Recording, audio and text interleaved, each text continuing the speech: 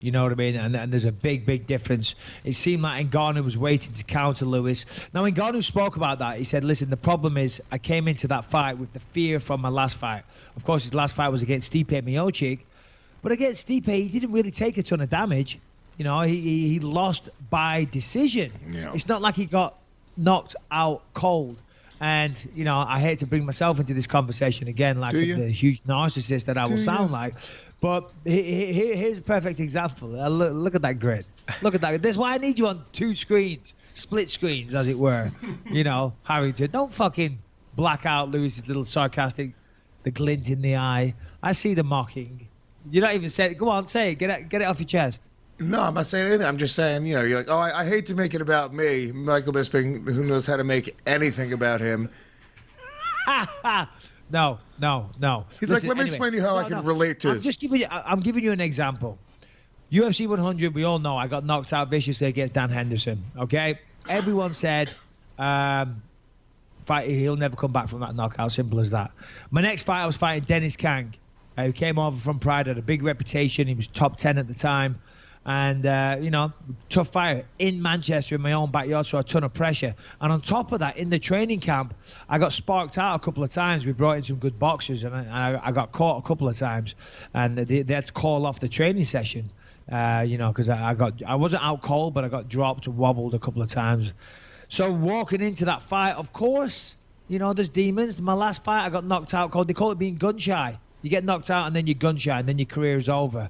But as I say, at some point you just got to say, well, we're going to do this. We're here to fight, so let's give the people what they pay to see. And if you won't do that, then you're not doing what you get paid to do. And then you got to go do something else.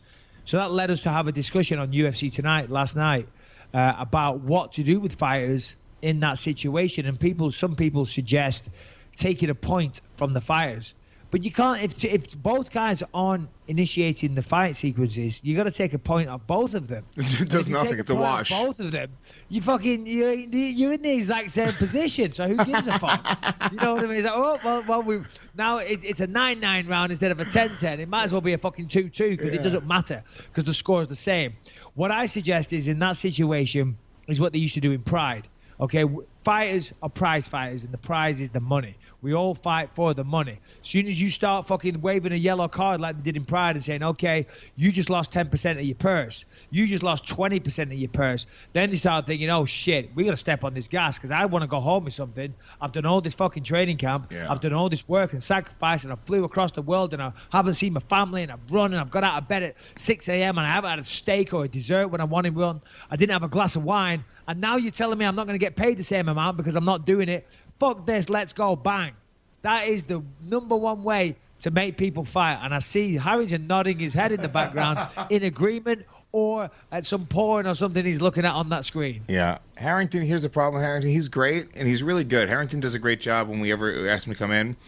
But he just doesn't have great etiquette. Like, even in the background, I hear him just slamming his fat fingers onto the keyboard. Like he's fucking, like he's got a spaceship in the air, and he's got to just get the most important message to them before it explodes. What is going on back there? Why are you so clicky and fucking loud? He's agreeing with the brilliance that I'm suggesting, correct, Harrington? I love the idea of yellow cards. Yeah. No, but what was going on back there? What was going on? I was just writing. What was that furious nodding for? Just a couple notes about Lewis, some comments he had after the fight. Oh, okay, yeah. Well, what did he say? What were those Please notes? chime What in. was that? Hammer fisting with Harrington. All right. Well, basically, he said that his back was seizing up on him early in the first round. Some doctors came over, and you know there was really not much more that he could do at that point. His coaches implored him to use takedowns to try to ground out the fight. Lewis was quoted as saying, "I don't know how to do those." So there was really not much he could do as far as being an explosive, heavyweight who could throw combos like that.